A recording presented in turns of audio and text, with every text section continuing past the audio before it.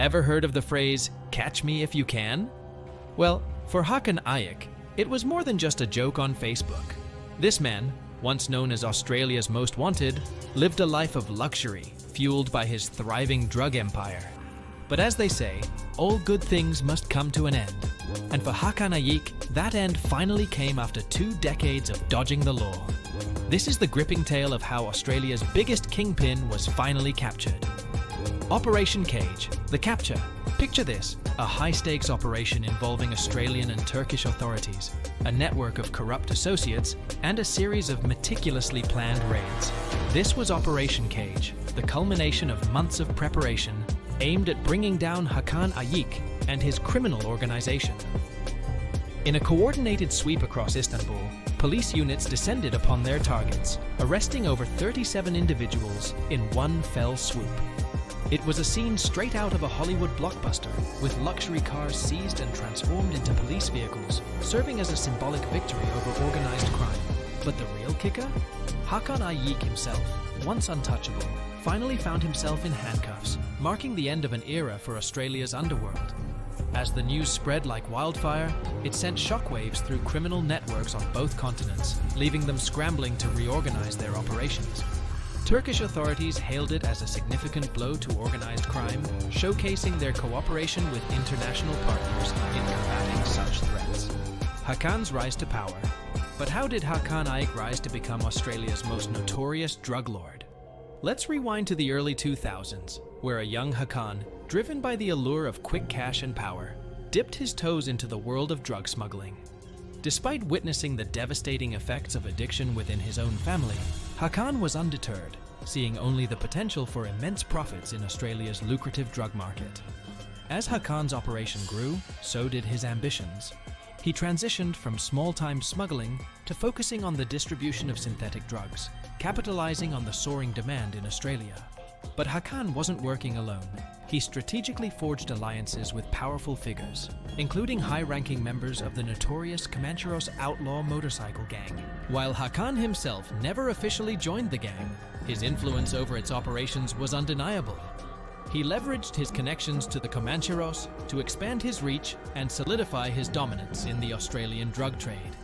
And as his empire flourished, so too did his lavish lifestyle, complete with luxury cars, extravagant jewelry, and a string of legitimate businesses to launder his ill-gotten gains. But success always comes at a price, and for Hakan Ayik, it was the growing scrutiny of law enforcement. The New South Wales police began to take notice, spurred on not by intercepted shipments, but by a seemingly innocuous purchase, a money-counting machine. This small detail set off alarm bells, prompting authorities to dig deeper into Hakan's illicit activities. And dig they did. What they uncovered was a web of corruption and deceit, stretching from the ports of Australia to the factories of China and India. Hakan's ties to triad organizations and his efforts to establish his own drug manufacturing operations only added fuel to the fire. As investigators closed in, Hakan's once impenetrable facade began to crumble, revealing the true extent of his criminal empire. But it wasn't until Operation Hoffman launched in 2010 that the full weight of the law came crashing down on Hakan Ayik and his associates. With key figures in his organization falling one by one, Hakan knew the walls were closing in. Faced with mounting pressure, he made the fateful decision to flee Australia, setting off a game of cat and mouse that would span continents. Despite his best efforts to evade capture, Hakan's arrogance would be his downfall. Taunting authorities from afar and living under assumed identities, he could not outrun the long arm of the law forever. And so, after years on the run, Hakan Ayik's reign as Australia's biggest kingpin came to an abrupt and dramatic end. The hunt and escape. As Hakan Ayik fled Australia, he embarked on a dangerous game of cat and mouse with law enforcement agencies around the world. His taunting Facebook posts and brazen escapes only fueled the determination of authorities to bring him to justice. But for a while, it seemed like Hakan was always one step ahead. From Hong Kong to Cyprus, he managed to slip through the cracks, leaving frustrated investigators in his wake. However, his luck would soon run out. In Cyprus, Hakan's attempted entry into the country raised suspicions among Border Patrol agents. Despite allegedly bribing officials, He was detained and faced potential extradition to Australia. But just when it seemed like justice would finally catch up to him, Cyprus granted him bail, allowing Hakan to vanish once again into the shadows. The decision to grant Hakan bail raised eyebrows and sparked speculation about potential corruption within the Cypriot justice system. How could a man with such a notorious criminal record be allowed to walk free? Many suspected that Hakan had used his vast wealth and influence to grease the wheels of justice in his favor. Back in Australia, authorities seized assets and ramped up efforts to pressure Hakan into surrendering.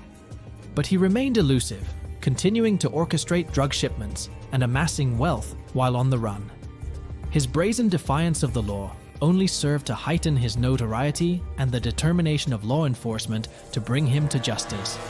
Then, in a surprising turn of events, Hakan resurfaced on social media, unwittingly revealing his whereabouts in Turkey. A blurry video posted on Instagram offered a tantalizing glimpse of the elusive kingpin, prompting investigators to launch a digital manhunt to confirm his identity. Through meticulous analysis of social media posts and digital footprints, authorities were able to confirm that Hakan Ayik was indeed hiding in Turkey. But he wasn't going down without a fight. With his vast network of connections and resources, Hakan remained a formidable adversary, capable of evading capture for years. Yet, despite his best efforts, the net was closing in around him. International pressure mounted, with the United States seeking Hakan's extradition for his involvement in the Anom encrypted devices case. With nowhere left to run, Hakan's days as a fugitive were numbered, and when the curtain finally fell on his reign of terror, it marked the end of an era for Australia's criminal underworld. Aftermath and future implications. With Hakan Ayik finally apprehended, the question now arises: what comes next? The aftermath of his capture reverberates not only through Australia's criminal justice system, but also across international borders. One pressing issue is the matter of Hakan's extradition. Having renounced his Australian citizenship, the legal path to bringing him back to face trial in Australia is fraught with complexities. While Australia may push for extradition, Turkish authorities may be inclined to prosecute Hakan as a Turkish citizen, a process that could be lengthy and arduous. Moreover, the United States has entered the fray, seeking Hakan's extradition for his alleged involvement in the Anom encrypted devices case. Facing charges that could result in a maximum of 20 years in prison, Hakan's legal battles are far from over. But beyond the individual fate of Hakan Ayik lies a broader question. What does his capture mean for the future of international crime-fighting efforts? For years, Turkey has served as a safe haven for criminals seeking refuge from justice.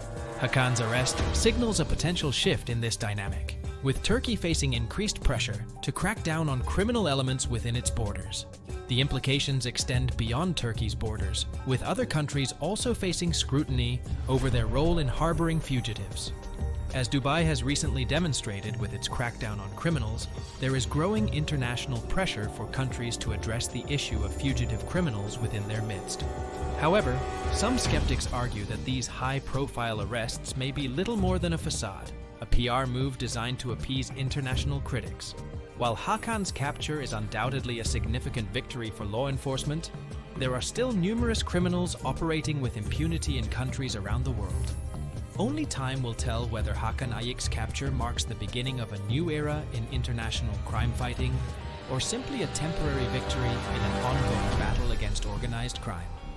One thing is certain: the story of Hakan Ayik serves as a cautionary tale of the lengths to which criminals will go to evade justice and the tireless efforts of law enforcement to bring them to account.